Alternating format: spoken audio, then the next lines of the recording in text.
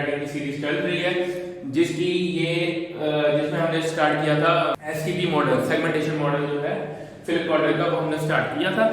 ठीक है, तो अगर आपने अभी तक पिछली वीडियोस को नहीं देखा तो जाइए, आई कार्ड के अंदर आपको वीडियो शो हो रही होगी, जाइए जाके उनको पहले देखिए ताकि आपको ये वीडियो भी समझ आए, क्योंकि अगर आपने वो वीडियो नहीं देखी आपको इस वीडियो में समझ नहीं आएगी। तो जाइए जाके देखिए, ठीक है।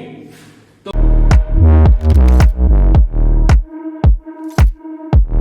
सेगमेंटिंग के बाद जब आपने अपनी मार्केट को सेगमेंट कर लिया, आपने डिसाइड कर लिया ये मेरी मार्केट होगी, ठीक है। मार्केट को हमने डिफरेंट सेगमेंट्स के अंदर डिवाइड कर लिया। फर्स्ट कर लेते हैं हमने एज के ऊपर कर लिया, या फिर इनकम लेवल के ऊपर उसको कर लिया सेगमेंट मार्केट को।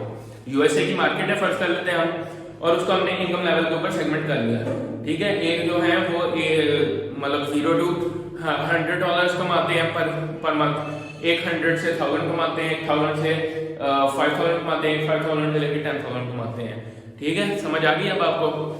अब आपने डिसाइड करना है कौन सी आप टेक्निक लगा के अपनी सेगमेंट को टारगेट करोगे।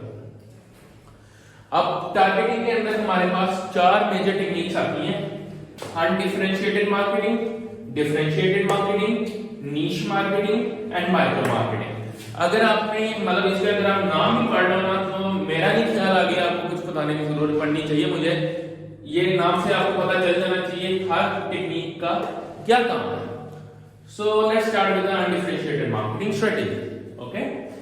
अब undifferentiated marketing strategy में होता क्या है, आपकी जो पूरा segment that you want to target, आप उस पूरे मार्केट को उठाते हो, उसकी पूरी पॉपुलेशन को, और उसको एक ही प्रोडक्ट के साथ उसको टारगेट करना शुरू कर देते हो।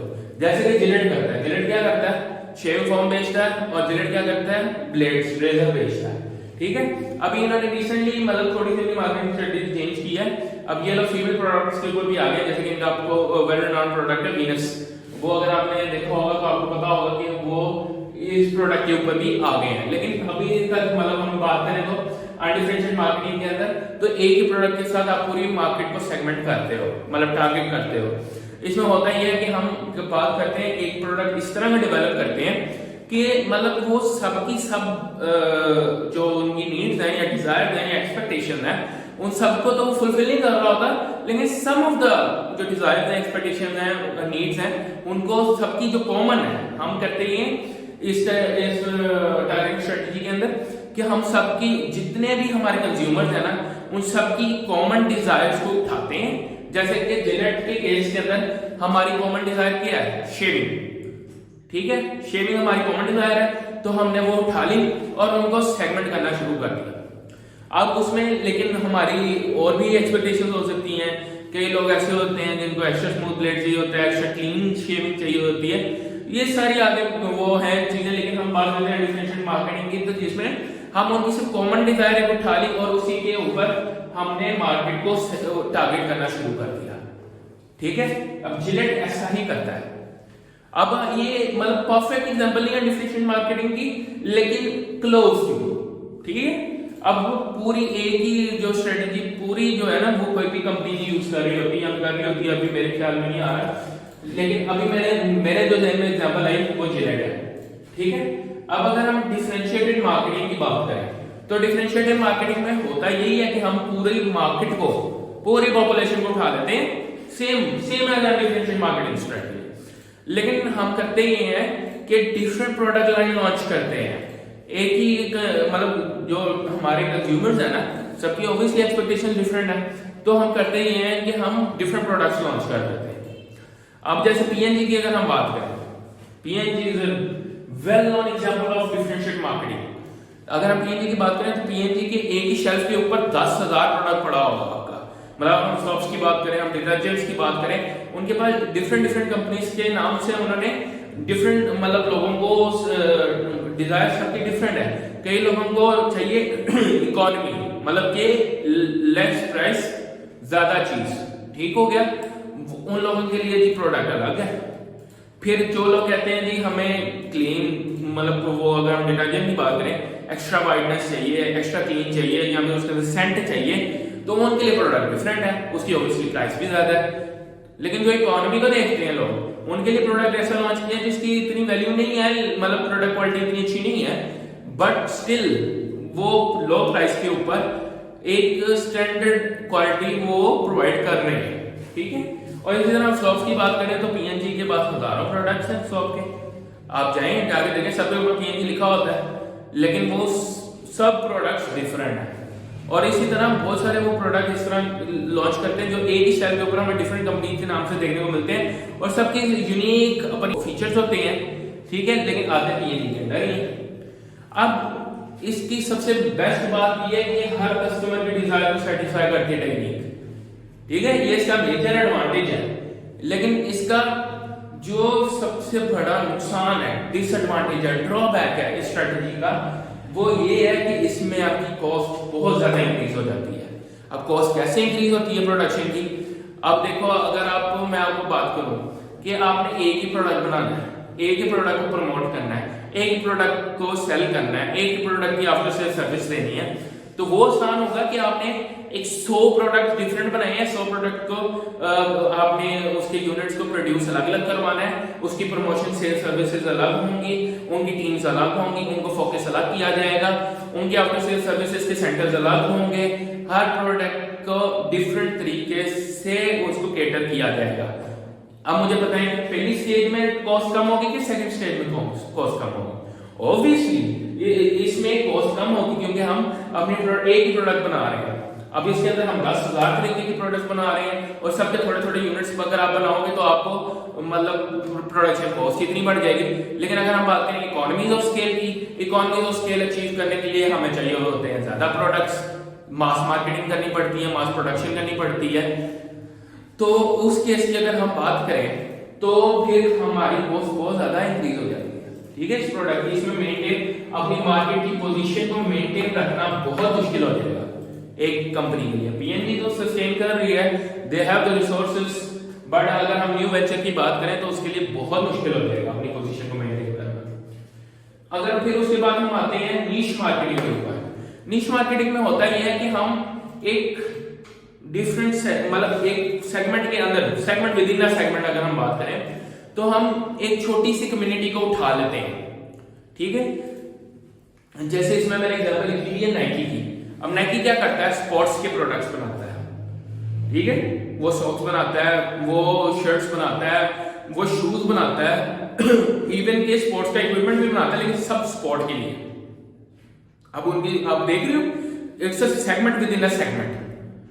तो इसमें वो कस्टमर्स इसी तरह के रीच आउट करते हैं जो स्पोर्ट्स एंथुसियास्ट्स हैं, जो एथलीट्स हैं, जो गेमर मतलब जो वो फिजिकल गेमर्स हैं, ठीक।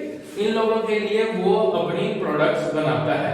इसमें आपका सेगमेंट बहुत छोटा हो गया है, ठीक है। इसका सबसे ज्यादा मेजर ड्रॉबैक यही है कि इसमें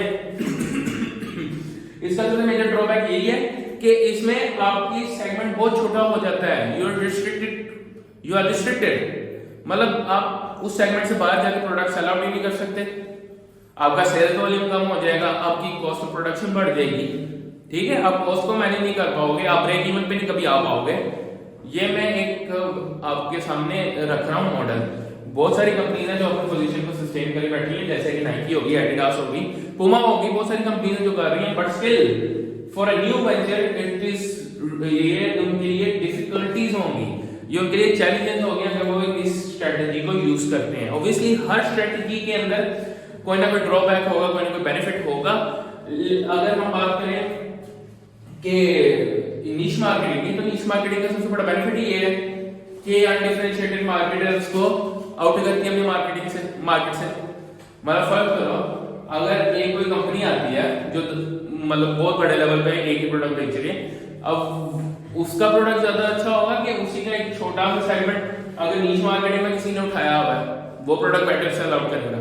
ऑब्वियसली नीश मार्केटर बेटर डिजाइन कर सकता है क्योंकि उसने सिर्फ एक वो सेगमेंट, छोटे से सेगमेंट को उसने टारगेट किया हुआ है, वो बेटर प्रोडक्ट बना के देगा आपको, ठीक है। उसका सेल्स वॉल्यूम भी उससे उस पर्टिकुलर, मैं अगर सेगमेंट की बात करूं तो उसमें ज्यादा होगा। फिर last but not least, micro marketing. Micro marketing क्या होती है? अब माइक्रो मार्केटिंग टेक्निक ये होती है, आप एक पर्टिकुलर इंडिविजुअल कस्टमर के लिए अपना प्रोडक्ट डिजाइन भी करते हो, उसको सेल आउट करते हो, उसके आफ्टर सेल सर्विसेज प्रोवाइड करते हो, सिर्फ एक सिंगल यूनिट सिंगल इंडिविजुअल के लिए वो प्रोडक्ट अल्टर होता है, वो केटर होता है, वो प्रोड्यूस होता है, वो माइक्रो मार्केटिंग के अंदर है। अब हमारे पास बेस्ट एग्जांपल है रोल्स रॉयस हो गई और एक जो हमारे टेलर्स है, ठीक है। टेलर्स भी अब तो चले गए हैं नीश मार्केटिंग के अंदर, डिफरेंशियल मार्केटिंग के अंदर, लेकिन मैं वैसे मैं आपको एग्जांपल प्रोवाइड कर रहा हूँ कि रोल्स रॉयस और आपके टेलर्स जो आपके कपड़े सी के देता है टेलर, ये इसकी बेस्ट एग्जांपल दूंगी। अब रोल्स रॉयस क्या करता है, जब एक कस्टमर का ऑर्डर आता है, जब वो उसकी एक जो बुकिंग प्राइस है वो पे आउट करता है, तो उसके लिए कार डिजाइन होती है और हर कार दूसरे से डिफरेंट होती है क्योंकि कस्टमर की डिजायर डिफरेंट है, उसने उसके अंदर इंटीरियर डिफरेंट करवाना है, तो हर बंदे के लिए वो उसका product specially handmade hand crafted product design होता है, ठीक है। तो ये काम है माइक्रो मार्केटिंग के लिए। लेकिन अब आप सोच रहे होंगे लेकिन के काफी कंपनीज हैं, आप लोग डिवाइड कैसे करोगे कंपनीज को? आप लोग सोच रहे होंगे ना कि अब बहुत सारी कंपनीज ऐसी हैं जो ये भी कर रही होंगी लेकिन साथ ये भी कर रही होंगी, बहुत सारी कंपनीज हैं जो ये भी कर रही होंगी साथ ये भी कर रही होंगी। अभी मैं आपको बताता हूँ नाइकी का अभी स्कीम शुरू हुआ है। नाइकी करता है नीश मार्केटिंग और माइक्रो मार्केटिंग भी, मतलब आपने शूज बनाए हैं, शूज आप उनकी नीश मार्केटिंग उनके स्टोर से जाके भी परचेज कर सकते हो, उनकी वेबसाइट पे जाके पसंद के भी बनवा सकते हो यार, डिजाइन है। उन्होंने नीश मार्केट ये माइक्रो मार्केटिंग का कॉन्सेप्ट भी शुरू किया, आप डबल काम कर सकते हो, ठीक है। तो आज के लिए बस इतना ही था। होपफुली आपको ये चीज समझ आई होगी, हमारे जो ये क्लास थी इसकी आपको परफेक्टली समझ आई होगी। तो अगर आप हमारी वीडियोस को लाइक करते हैं तो इसको शेयर करें अपने दोस्तों के साथ, हमारे चैनल को ग्रो करने में मदद करिए, सब्सक्राइब करिए इसको और इसको सेट कर लीजिए ताकि आपको हर आने वाली वीडियो का नोटिफिकेशन सबसे पहले मिल सके। Thank you.